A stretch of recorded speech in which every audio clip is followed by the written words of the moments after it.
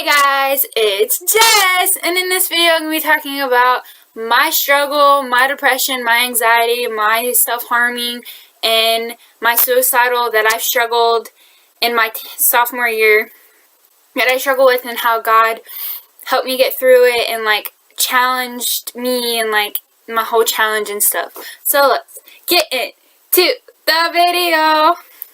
Okay, I have my little notes, my little, what you want to call it, essay type thing, because I had to do this for a Christian school that I really wanted to go into, but I just wasn't motivated, and I didn't have the money, and I was so scared because I didn't have money, and I didn't have a car to get there, and I needed to have my driver's license and a car to get me to places to go on missionary trips and have fun with friends and hang out with friends. I needed money for that, so I was so scared. But this video ain't about that, but this is my essay thing, and I'm just gonna read it off, but I don't want to be boring, so I'm gonna add expression and not be so boring and just reading it, you know what I mean? I'll be explaining a little bit as I go, and just reading and expression, because I don't want it to be so boring.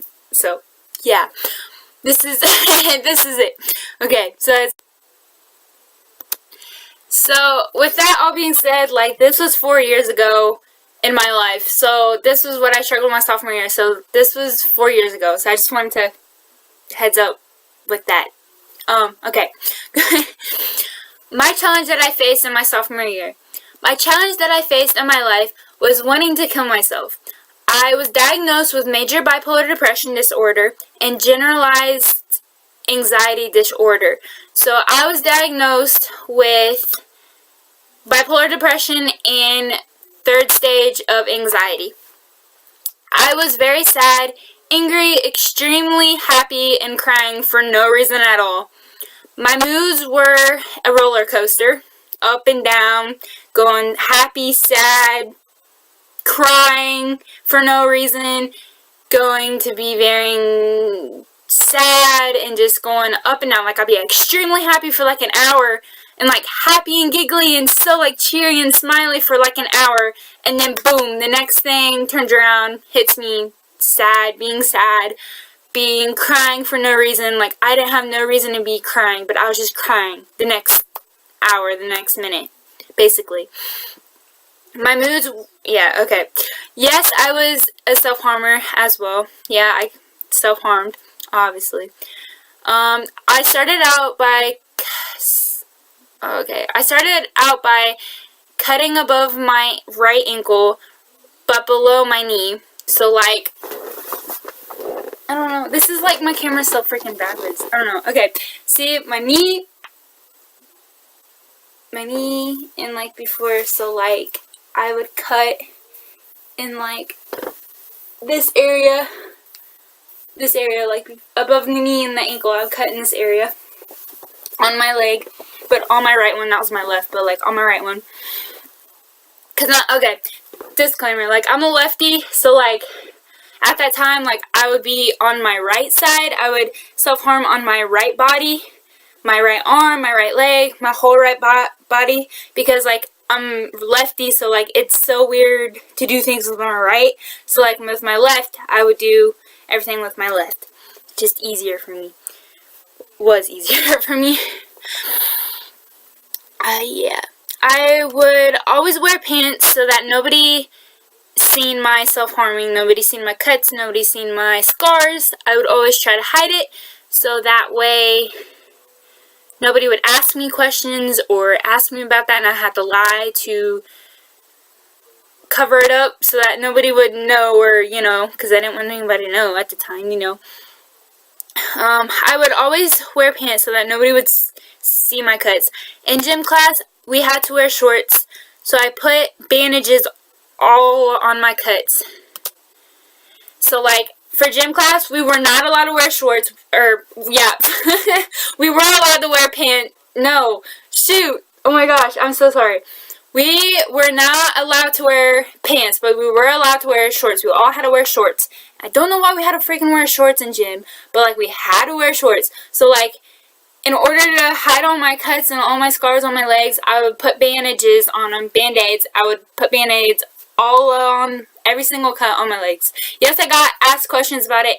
Yes, I lied about it. I said, oh, I went hiking and the tree branches or the bushes would cut my legs. Or, my cat, because I had a cat. He was Jazz. I miss him so much. He was a tuxedo cat. But Jazz, I would be playing with him a lot. So, like, I wasn't lying, but I was at the same time. Like, yes and no. But, like, I don't want you guys to lie. Lying is bad karma bites you in the butt. It is horrible. It's bad. Don't lie. But, yeah. Anyway, I had a cat, Jazz. I would say, oh, Jazz, I was just playing with my cat, Jazz, and he would just scratch me and stuff because he wasn't, where you clip him nails. He wasn't nail thing, or like he had claws. He wasn't disclawed. That's what it was. He wasn't disclawed. He had claws. So like he scratched really bad and like scratchy. So it's like, yeah, I just played with him and he scratched me and stuff, like just playing with him. Then I started cutting on my wrist and my arms. I would wear long sleeve shirts and a whole bunch of bracelets on my wrist so that nobody could see or ask me what happened. But sometimes people seen my cuts by accident and they asked me what those cuts are from. Some people would ask me what happened. I said my cat scratched me. I was playing with him. So, as people, I couldn't really cover it up anymore hardly. So it got hot. Like, I freeze all the time. I get so cold all the time. But, like, for gym class and at home, like, I get hot sometimes. So, like, I'm going to wear shorts to cool off a bit. And I didn't, I was hiding that from my parents. I was hiding that from my family. I was hiding that from school, people from school, friends, people out in public. Just everybody. And I got tired of trying to hide that. So, I started cutting on my wrists and my arms, because I would wear long sleeves to cover up my cuts. And wrist, I would obviously long sleeves or bracelets to hide them, or like my little gloves that I think at Power of the Past in Greensburg. I think I got these at Power of the Past because there's a booth there, and this lady made these gloves, and they're called texting gloves, and I think they were texting gloves, but like, I would wear these gloves so nobody would see my wrist or anything. I wear these gloves so like covers up the whole thing, and I got one for both hands, both wrists. They're stylish, they're cute, they're colorful, they're so me. Like, ayy, like, that's how I would cover them up. Or wearing my bandanas. Even though school don't allow you to wear bandanas because, they think you're in a gang or whatever. But, like, I would always wear a bandana. A red bandana or a white bandana. I wouldn't really wear a white bandana because, like, it's see-through. But, like, a pink bandana or, like, a really bright neon-colored bandana. Like, I think you should be good wearing that in school to cover it up. Like, it's all good. So, yeah, like I said, I got tired of people asking me after a while, because it was the same questions from everybody. Everybody asked the same questions. Everybody was asking me, and it got annoying. And, like, I know people care, and, like, people was curious, but then there's people out there that like to just ask, and then they go on and tell their friends about it and bully you after, and they bring it up, and just, oh, she's just doing that for attention, blah, blah, blah. It backfires you. So, like, don't be open up to everybody. But I highly recommend you seek for help, because there is people out there wanting to help you. You can ask a close friend, go talk to your guidance counselor, or go talk to your favorite teacher. Or for me, I had a couple of special ed teachers. I had three or four special ed teachers, but I would only talk to two of them, really, because two of them, like, I was closer and comfortable with my special ed teachers, so, like, I would talk to my special ed teachers about it, and then they would help me, and, they help you with guidance and lead you and give you information and, like, what you can do and, like, stuff. So, I highly recommend search for help. I got tired of people asking me for a while. It was the same questions from everybody. I started cutting my shoulders and my thighs because I thought, nobody will ever see my shoulders. see my shoulders on my, will ever see these cuts, because a short sleeve shirt still covered my shoulders and long shorts for gym covered my thighs. So I started cutting up higher. I started cutting up on my shoulders right here and on my thighs. So like for gym class, I wore boy shorts because they're longer, boy basketball shorts because they passed my knee. So like I wore those to cover up so people wouldn't see my cuts on my thighs. Short sleeve shirts, they still cover up your shoulder. So like I didn't have to worry too much about it, but like I still covered up with a Band-Aid or something like that. So that way, if I did like lift my arm up or something happened, like the sleeve slipped up or something, you know, some weird, odd thing, it slipped up, like you wouldn't see it because I had a Band-Aid underneath it. So I still covered up with a Band-Aid. And then one Sunday night, I've had enough. I told myself, okay, this is it. I go to school tomorrow. Instead of going to the career center on the bus, I was going to step out in front of a moving car. So that was how I was going to kill myself, basically. It was on a Sunday night, and I planned to, the next day, instead of going to a career center, because I was in culinary class. It's the best class ever, my fun times ever. I'm so glad I went to career center. But like, instead of going on the bus to go to the career center, instead of there, I was going to walk out in front of the school, because our bus picked us in the back. So I was going to go in the front of the school, and our school, there's like the parking lot and a little ways to like the busy road. So like I was gonna walk all the way down to that busy road, that main road, and just hopefully see a car come and like jump right in front of them, and hopefully it ran me over and I would die. Like I wouldn't live after that. Like that's what I was basically gonna do. So Sunday night, that night, I wrote one suicide letter, and in that letter I directed name by name for who I loved, saying that I was sorry for being a pain to everyone, and how when I'm dead, everyone will be happy again. And like, I've never told anyone about my suicide note because I didn't want to give it to somebody while I was still alive, because if I did, they would try to stop me from killing myself.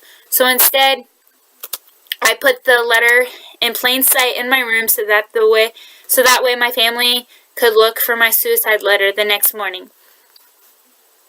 For my suicide letter. So I wrote, you know, how sorry we're gonna be pain for everybody. I wrote name by name, directed name by name, who I loved and cared about, or like I wrote little sentences or two for the person, for that specific person, and then I wrote their name. So like that stated to me talking to them, you know, basically. That makes sense. I don't know if that makes sense. But I just wanted to write one piece of paper, one letter to get to everybody. So instead of writing multiple ones, and like it's just too much work. The next morning, March 9th, 2015, was the day I was going to step out of a moving car. I woke up, got ready for school. I told my mama I loved her and gave her a hug and a kiss on the cheek. Then I went to school. First period passed by, second period came by, and I talked to my special ed teacher. When I went up to her, I just started crying. She asked, what is wrong? I said, I want to kill myself. My special ed teacher called the school counselor from downstairs. So my special ed teacher class was upstairs, and she called from downstairs to the special ed, or not special ed, but to the counselor. And then my counselor called Batesville police. Yeah. So my counselor, once my special ed teacher called my counselor, my school counselor, she called the cops, basically. She called the cops.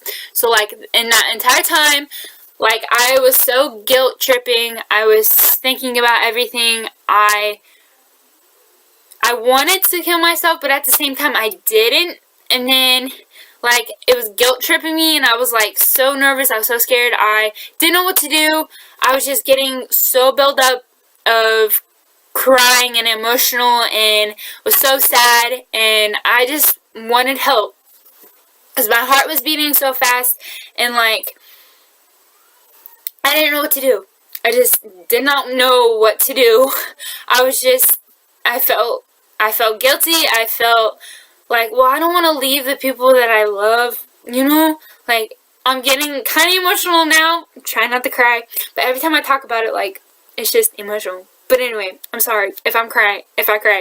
But I didn't want to go. Like, I didn't want to leave my mom. I didn't want to leave my family. I didn't want to leave everybody. But at the same time, like, I did because I thought I was a pain. Like, I've caused so much trouble, so much pain in people's lives that they didn't want me no more. They didn't care about me. But that's not true. That was never true. You know, they've always cared about me. They always loved me, and they still do to this day. And I'm so thankful for my family. I'm so thankful for the friends I had at that time. And just so thankful for my teachers, special ed teachers. Shout out to Mrs. Foster, and shout out to Mrs. Giesing, and shout out to my counselor, school counselor. I forget her name. I'm so sorry. But shout out to her too, because they've helped me through so much and got me on the right path. So, my teacher asked me how I was going to kill myself. I told her step by step about me stepping in front of the car and hopefully they run me over. Then she asked how long I felt this way. How long I felt that I've wanted to kill myself. How long I felt suicidal. And I said, a while. The final question she asked me was if I had a suicide letter. I said, yes, it's at home. My counselor calls the room where me and my teacher was at, and I was at my Hold up. My counselor calls the room where my teacher and I was at. My counselor told my teacher, my special ed teacher, which is Mrs. Foster, teacher, to bring me down to her office. So me and my special ed teacher, we went down to her office, the counselor's office. My teacher grabbed my arm tightly and walked me down to the counselor's office. Because the reason why she grabbed me so tight on my arm and walked me down there to the counselor's office was, for one, because they know how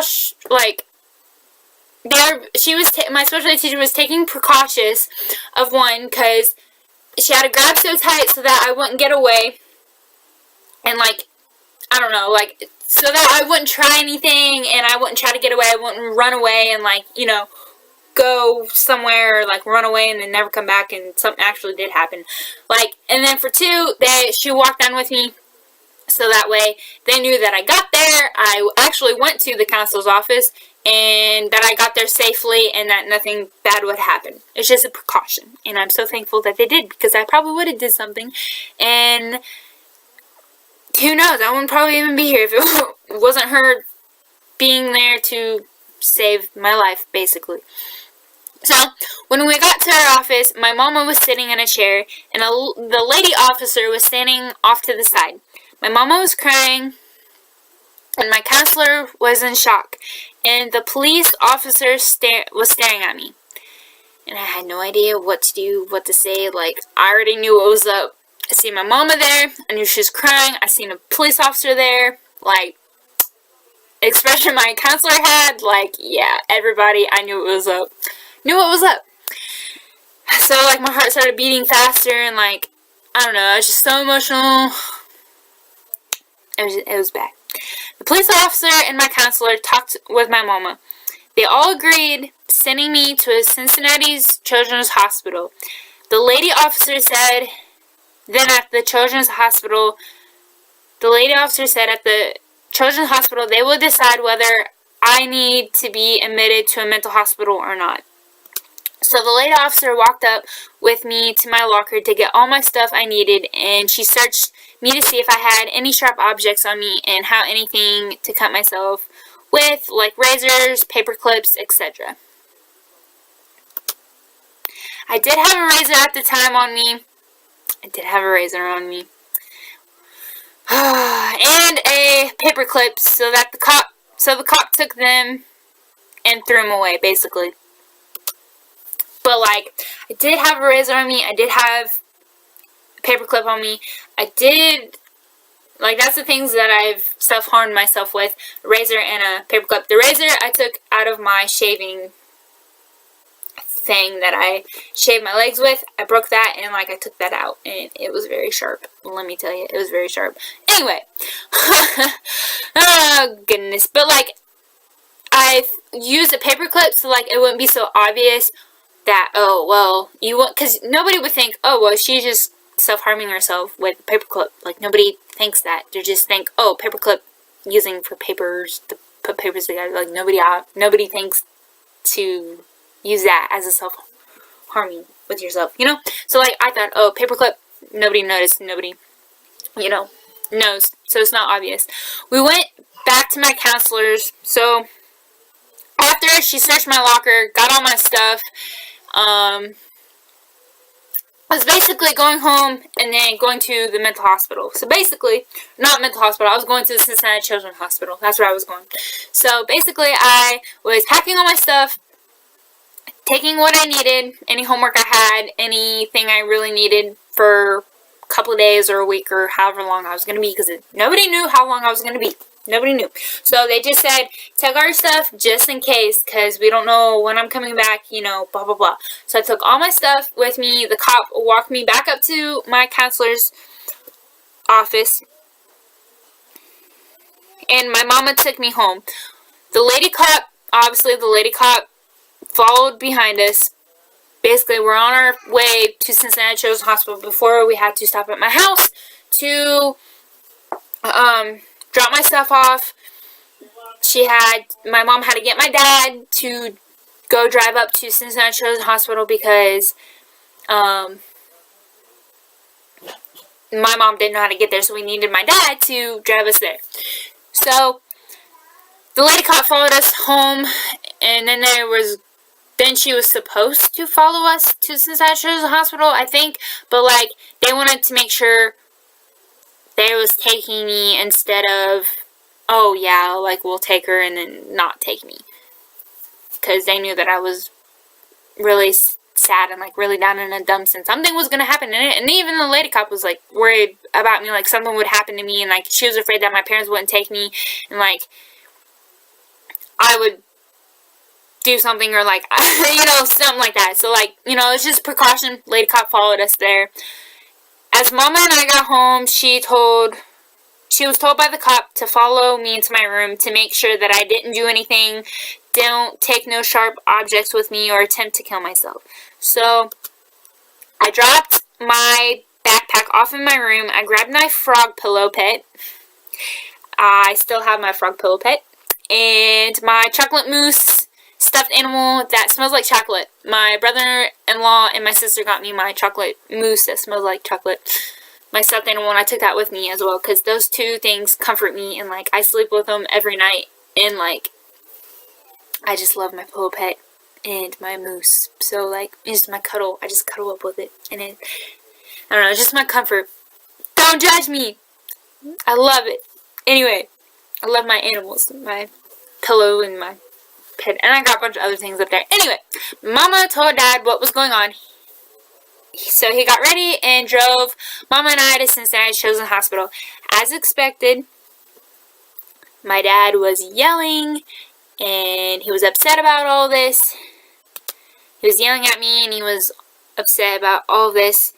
So the whole drive up there, my dad was yelling, why do this? You have school, now you're going to be way behind in your schooling, now you're making your mom and I pay for all this when we don't have the money, blah, blah, blah, on and on. Just a typical dad, I guess you want to say, typical angriness. He was just angry and blah, blah, blah. So, we finally, and that was from the whole way trip up there. And think about it. Cincinnati Children's Hospital is probably like an hour and a half, almost 2 hours away from here. So, that entire time, yelling, arguing, upset, blah, blah, blah. The entire car ride. We finally get there. The hospital went in. We finally get there and we went in. And said my name, what school I was from. The lady at the desk said, yes, your school called about you. Wait here. So we sat down in the chairs in the waiting room. My parents and I waited for about 10-15 minutes. And then a lady took us to a room. When we got to the room, there was a lady cop sitting there. She said to me, remove all metal, belts, empty pockets, and just basically, like, not strip, but, like, clean everything out of my pockets, like, take everything off that was metal, you know, the basic stuff that you have to go through when you before you walk in through the security at, like, an airport, basically. I got mad. I got really mad because I didn't want to. I was not in the mood to do anything. I did not want to listen to the cop. I did not want to listen to anybody. I was so mad. I was in a mindset like, I don't want to be here. I didn't want to be here. I was forced to be here. I don't have to say what you tell me what to do and blah, blah, blah. Whatever. So I got mad and I said, no. Why do I have to do this? Why do I have to do this? Again, I already did this because I already had to do it when I went with the lady cop at my school to strip and, like, take everything out and, like, just show and empty everything. I already had to do that, remember, at my school. So now this is a different place, and then just everybody's precaution, you know, keep everybody safe, me safe especially, everybody. So my mama told me to stop and listen to the lady officer. So I did. Because let me tell you, my mom's scary when she gets angry. And I don't like seeing my mom angry. So, I don't like seeing her upset or angry. So, I did what she told me to do. And the cop took a scanner over me. And I said, I was all good. Because she turned the lights off. It was dark. And she had, like, this blue laser stick light thing. It was like a night vision type thing. I don't know. It was so cool. I even asked my mom or dad about it afterwards. And I was like, it was so cool. Like, I never seen anything about it. But, like, the cop had, like, she had this little black stick. And it had, like, a blue light on it. And, like, she scanned it over me like a night vision thing. So, like, if I was hiding anything or if, I don't know, I had something in my stomach or, like, I don't know, just scanning me over. And it was so cool. But she turned the lights off, scanned me. I've never had that done before. That was the first thing that I've ever had that done. It was like scan over me. And then I put my belt back on. I got my stuff back. Then the nurse took me and my parents back to another room while the lady officer followed behind us. Got to the room and a different lady cop took over. And she sat outside of my room because I was on suicide watch all night long. All night long. So, I couldn't use the bathroom. I could use the bathroom, but I couldn't walk out of that room unless I asked the lady cop that was sitting outside if I could go to the bathroom or can I have food or whatever, like, I couldn't do anything unless the lady cop said I could, basically. So, my parents sat down in some chairs off to the side in the room that I was in. And I sat on the bed, obviously, because I was the person. A guy doctor walked in and took my blood pressure, my temperature, etc. The doctor asked me, what has brought me here? I said, I want to kill myself. So he asked me a few questions. I wouldn't answer them instead. So instead of me answering those questions, because I said I didn't want to ask those questions, so instead of answering those questions, instead, I looked over to my parents, and that's all I did. I just didn't want to answer them, and I just sat there and, like, looked at my parents, like, I'm not going to answer these questions or these answers in front of my parents. I'm not saying nothing in front of my parents. In my head, I was thinking that. So the doctor caught on, The doctor asked my parents kindly to go wait out in the waiting room, and when we're done, when the doctor is done talking to me, he will come out and get my parents. So, of course, my dad had to make a scene. He was mad of why I didn't want them in the room while I was answering the questions. So my parents went out to the waiting room because my dad got upset and, like, didn't know why I didn't want them in there while I answered and stuff. So he got mad, obviously. So my parents went out in the waiting room, and the doctor asked me questions, and I answered them honestly. Finally, got done answering the doctor's questions, and he went to go get my parents, and they came back to my room, and the doctor said, "We're admitting her to a mental hospital about 30 minutes from here." He said an ambulance will be here in about 15-20 minutes from now to take her to the mental hospital. My parents left to go get themselves some food and then meet me at the mental hospital. I had to go to the bathroom, so I let the officer know, the lady officer that was outside of my room, and I let her know that I had to go to the bathroom. And even though the bathroom was only literally 4 steps away from my freaking room, she had to walk me over there. And then as we got over there, she told me not to lock the bathroom door. And I said, "Well, why not?" The lady officer just ignored me, and I went in. Like, I had to pee so bad that I didn't care about the answer of her question because she's taking forever. She just technically ignored me. So, I had to pee so bad, so I was like, okay, whatever. Whatever. So, as I went in and shut the door, the officer checked the knob to see if I actually did lock it. Like, she twisted it and, like, opened, I don't know, I can't remember if she opened it just a little bit, or, like, she just twisted it just to see if I locked it or not. So, as expected, she walked me back to my room that I was staying in until the guys came and picked me up with the ambulance. So, after the bathroom potty break, went back to my room. She asked me if I was hungry. I said yes. So, she gave me a dried out peanut butter and jelly sandwich with a cookie and water. I know it was not her fault. I know it wasn't her fault. Think about it. I was at the hospital for like 4 or 5 hours just waiting with all this and stuff. I was like 4 or 5 hours just waiting in the hospital to see if I needed to be admitted to a mental hospital or not. So this was like, I don't know, I can't remember. It was like midnight at this time, or it was at like 10 o'clock, 11 o'clock, close to midnight at this time. And so think about it, I haven't eaten all day, I didn't want to eat. I wasn't in the mood to eat all day. I didn't want to eat because I was so stressed out. I was so nervous. I didn't know what was going on. I didn't know what I was going to do, blah, blah, blah. So I wasn't hungry. But I was hungry later that night because everything just kind of finally settled down, and like I felt like I could finally breathe, and like I was starting to get hungry. So, and I know it wasn't her fault. So the sandwich had to be like sitting there out all day. But gave me a dried out peanut butter and jelly sandwich with a cookie and water. I thought it was nasty.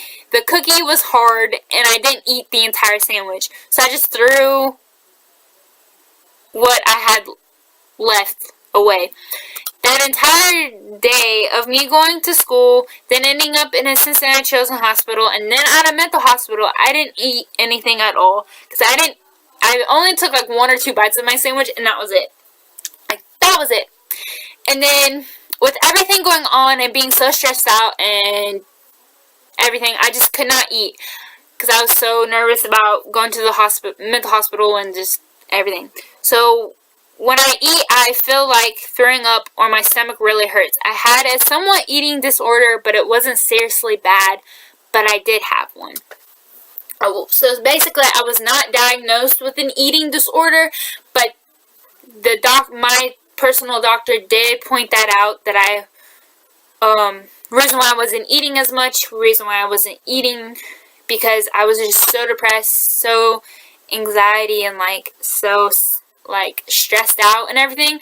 And like when I try to force myself to eat, my stomach hurts, I throw up, I have headaches, when I don't eat much, like I lose weight, I just felt like I was overweight, and like I felt like I needed to lose weight, but like I'm already skinny enough. Trust me, I'm already skinny enough. Like, I don't know why I think, oh, I had to lose weight, because like I always have a fear of being overweight. So like I always, like, on my portions of food, like I always worry about, like, well, if I eat this much, then I'll gain weight, and I don't want to gain weight. I've always had a fear of gaining weight.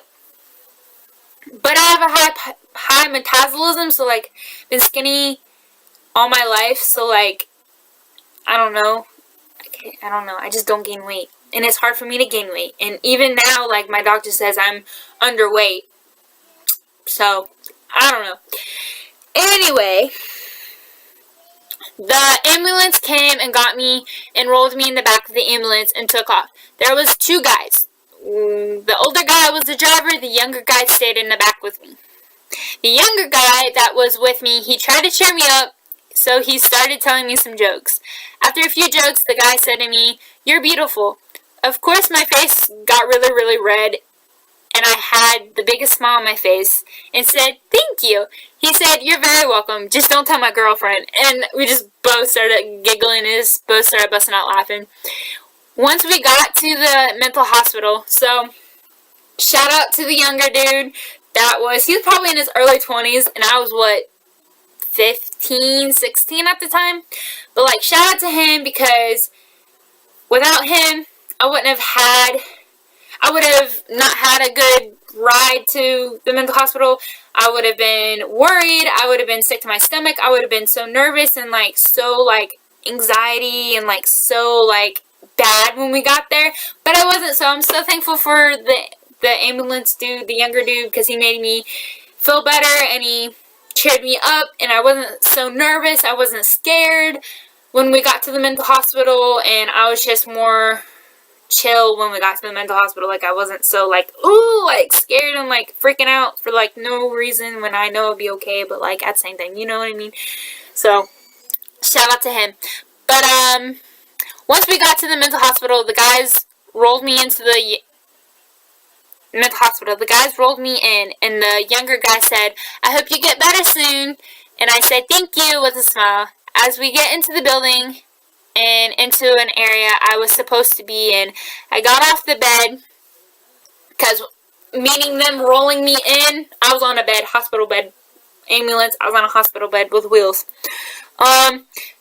So as we got to the area I was supposed to be in, I got off the bed, I sat into an office in a chair. A lady comes in and asks my name, and I told her, and she gave me a lot of paperwork, filled a lot, and I mean a lot of paperwork that I had to fill out, and she left me alone to do that.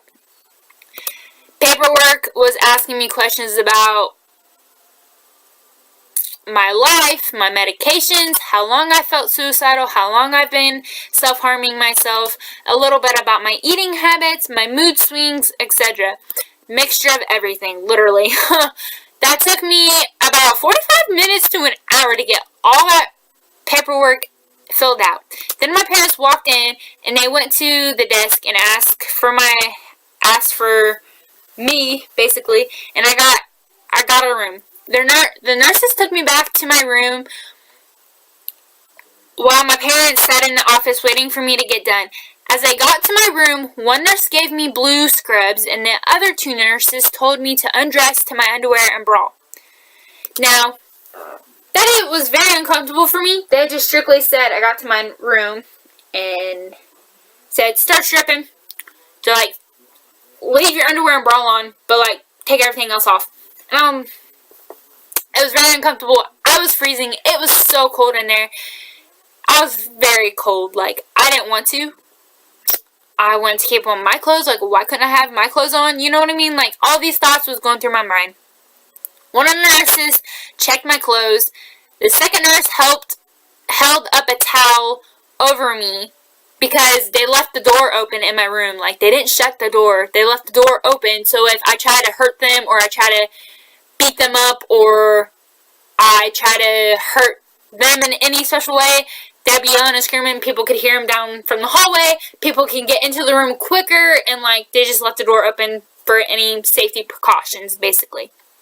One of the nurses checked my clothes, second nurse held up a towel over me, and the third nurse was touching me and looking at all of my cuts and scars. So, as I said, one nurse was checking my clothes to see if I had any sharp objects, blah blah blah, again, any of that on me.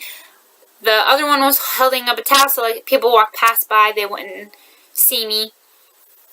But I was the last room on the hallway, so like, and there's no room across from me, just kind of off-centered, so like, people wouldn't be really looking, but I don't know. Anyway, so, and the third nurse was looking at my scars, cuts, see how deep they were, if they really need to give me a sleeve to cover up my arms, to, you know, so that way the other, I don't want to say patients, because they don't really have patients, because people get offended by the word patient. So like the other people that was there in the mental hospital, they wouldn't get offended or triggered about my cuts or scars, because if you have cuts or scars, like, it gets triggered, and you know, if you've dealt with self-harm, like, you see it on other people, it makes you think, and like, oh, you know, make you sadder, self-harm yourself. So like, just checking. And and she counted them. I had to count them. She had to count them. They wanted to know how many cuts I had. I had over 300 cuts all over my entire body, and this is no joke. Some of them were pretty big. Some of them were small. Some of them were medium. They weren't all the same size. But, like, I would just start slicing, you know, whatever, blah, blah, blah. I don't care. Like, I was just so, like, into it. I just didn't care. So, like, over my entire body, I had over 300 cuts. 300 cuts. And scars. So, while I was putting on the blue scrubs, one of the nurses turned the heat up in my room because I was freezing. So, thank you for turning up the heat. And then I asked for an extra blanket to sleep with, and they gave me one. The thing was that the blue scrubs I had pants and a short sleeve shirt in my mind. Oh, okay. So I had blue scrubs, so I had pants and a short sleeve shirt. And in my mind, I'm like thinking, how am I supposed to keep warm in that? Like, I didn't say that out loud, I said it in my head. Because I freeze and I get cold all the time. I am basically cold-blooded because I freeze and I can never get warmed up, ever. That's why I'd rather be hot than cold, because I can never get warmed up. And when I'm hot, it's easier to cool off. Anyway, so in my head I was thinking, how am I supposed to keep warm in that? And I wasn't allowed to have long sleeves because I could choke myself with them, but at the same time, I could, yeah, see? Okay. I wasn't allowed to have long sleeves because they think, oh, you can choke yourself and, like, kill yourself that way.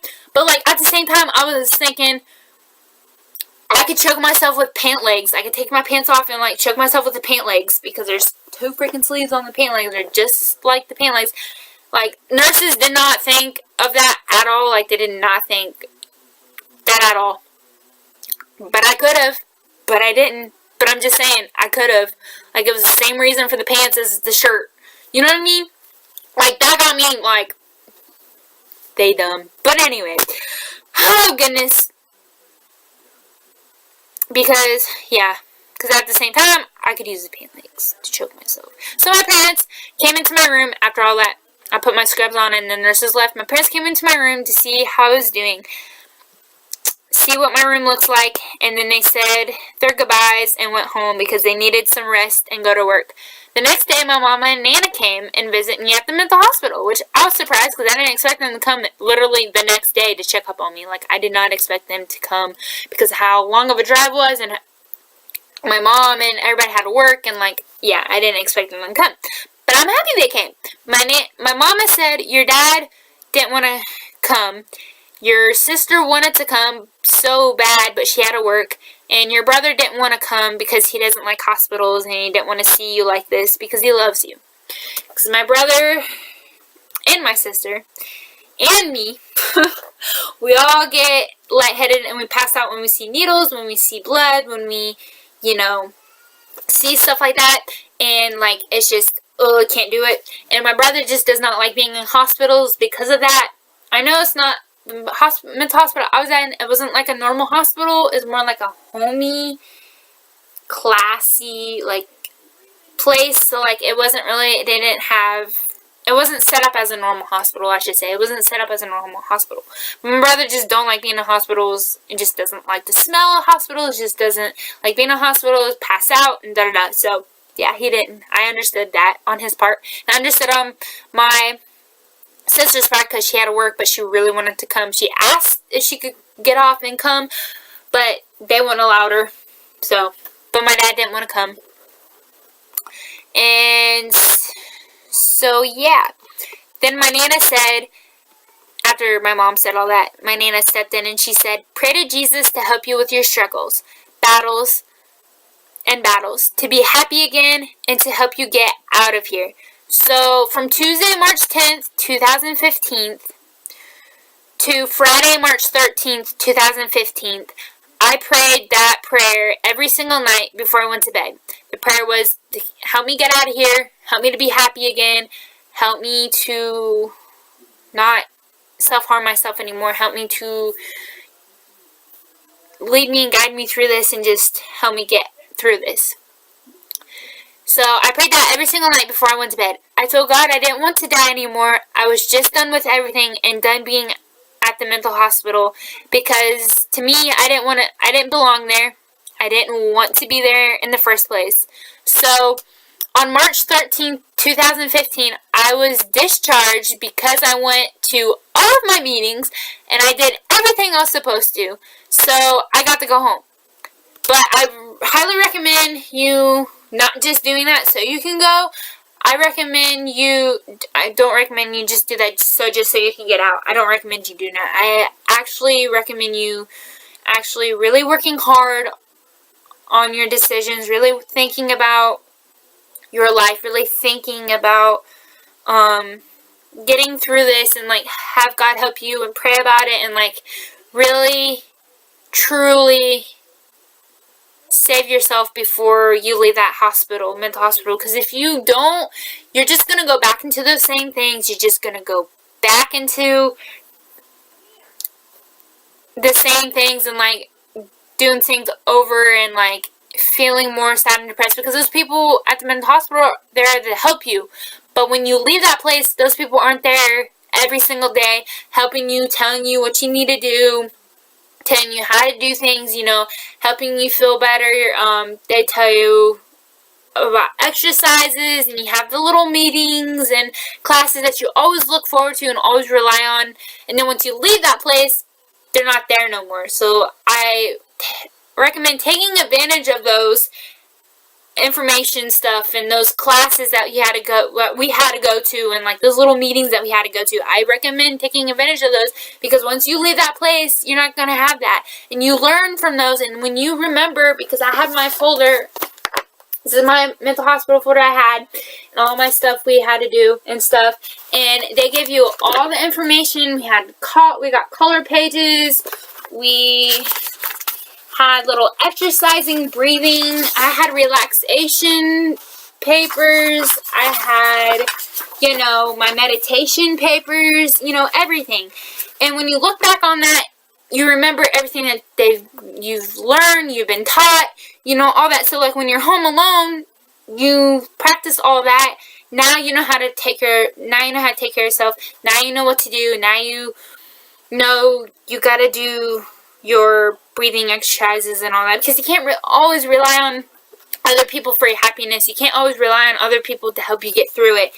But knowing and putting on your trust in God, He will help you get through it, and other people are there to help you, but you won't be able to move on from it unless you take that first step. You have to take that first step to move on, to quit, to really truly want to stop and be in that mental stage that, okay, this is wrong, okay, I don't want to do this no more, I'm not feeling, I don't want to feel like this no more, I want to move on, I want to change, I want to do something with my life, I want to be happy again. But that has to come from you. Nobody else can do that. Nobody else can change that. They can tell you what to do. They can give you advice, but they can't do it for you. You have to do it for you. So I still have my folder because I still look back on it to help me at certain times, but I still have it just to keep so I can work through little breakdowns like that. So yeah, so I prayed every night that I was there and I got to go home. So that's how I overcame suicide. I cried out to Jesus. I talked to him. I prayed every night that I was in that mental hospital. When I prayed in a serious, believing, faithful, and hope tone of voice. Because I was serious about it. I was like, okay, I'm done. I'm done dealing with this. I'm done doing things my way. I am done. Like, I've had this conversation with God. I got in that little thing, and I'm like, okay, God, I'm done. When you think God's not there at your lowest, believe me, God is there. He is sitting right next to you. He is hugging you tightly, and he is there no matter what. He never leaves your side. You can walk away, you can run away as far as you want, but God is always there for you. God is always there. When you think he's not, he's there listening to you. He's right there beside you at your lowest, at your darkest time, at your darkest moment of your life. God is there. Trust me. His presence are there. You will know. You can feel his presence there if you allow him to come. You allow him to speak to you. You allow him to be there with you. He will be there with you. Trust me. He will be there no matter what. God listened to me and he answered my prayers after I had a serious conversation of very emotional mindset, heart set, dead on set that I was done. I was moving on. I didn't want to keep going through this of my life and keep doing it over and over. So after I got out of the mental hospital, I was able to stay home and go back to school. I remembered this little book that my Nana gave to me in 2009, and it was called Life's Little Book of Wisdom for Kids. I actually think I have that. I'm going to go see if I have it real quick.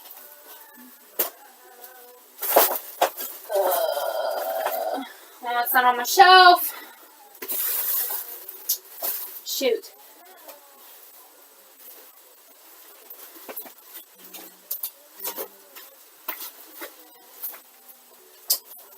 Okay. I can't find it, but I know I have it somewhere because I found it the other day. Well, the other day was like a month or two ago. But I know I have it. But like I said, it's a little book, and it's called Life's Little Book of Wisdom for Kids. I looked for it once and I found it. I read it every single day. Read it literally every single day. One little page was for every single day that I had, and it had the date and the little quote on it. As I read one page a day, it gave me encouragement and more of a positive attitude. It changed the way I thought every single day because I was reading something positive every single day and lifting me up. I started to become more happier, way longer throughout the day, and I wanted to spend actual time with my family. That's how I am stronger because of this challenge in my life. And that's basically it. That's the end of my essay. But that's how I became stronger because of this challenge in my life. I read that little book and it made me become more happier. I started reading my Bible more, and my Bible, it's the truth. It is sharper than the two blades on an actual sword. Trust me, it is. And reading the Bible and reading that little book of wisdom for kids, it really had me from positive mindset and changed the way I thought every single day, and it changed the way I thought about people, changed the way I thought about doing things. It got my mind off of self-harming, got my mind off of wanting to kill myself. It got my mind off of things, bad thoughts. So it made me more happier. I put my trust in God. I prayed every night. I prayed every morning when I woke up. I prayed every night before I went to bed. I was praying 5-6 times a day just because I did not want to go back into that mindset. I did not want to go back into that little darkness of my life, and I didn't want to be back in that dark hole again. I don't want to feel like that ever again. So I prayed, I talked to God, I talked to people that who loved and cared about me and that I was close with. I talked to my friends, I talked to my school counselor, I talked to my teachers. My teachers was even there to help me. One of my special ed teachers, when I felt sad or when I felt upset, when I felt angry, she took me out of class and we walked around the whole entire school and just talked about what was wrong, what I was thinking about, what was going through my head, what I did last night. Help me talk to her about it, communication, and then she would talk to me about it, give me a little advice, help me with it, and talk back to me. And then after we got done talking, we came back to my class, and then I was fine. I was okay. I was fine for the rest of that class, rest of that period, rest of the day. And then, she helped me get through that. So, throughout my classes, I would feel sad. I started crying. I was upset. I was not in a very happy mood. Me and my special ed teacher, we'd walk out, walk around the school, talk about it. And after talking about it to somebody, and then she talking back to me, I felt better. I felt a weight lift off my shoulders. And then I felt better. I felt okay. I was alright. I knew I was going to be okay. I knew I was going to finish the school day. I knew I was going to get all my homework done. I knew I was going to get everything I needed to get done. And I was going to be okay. And then I'll go home and pray. Just do whatever kids do. Just do whatever I did. I don't know. Probably draw, listen to music, stuff like that. So that's my story, that's my testimony, that's how I got through it, because God is always there, and it was always there no matter what. He will be always knocking on your door, and God will always be knocking on your door, no matter how many times you mess up, no matter how many times you run away, no matter how many times you slam that door in God's face. God will always be there no matter what.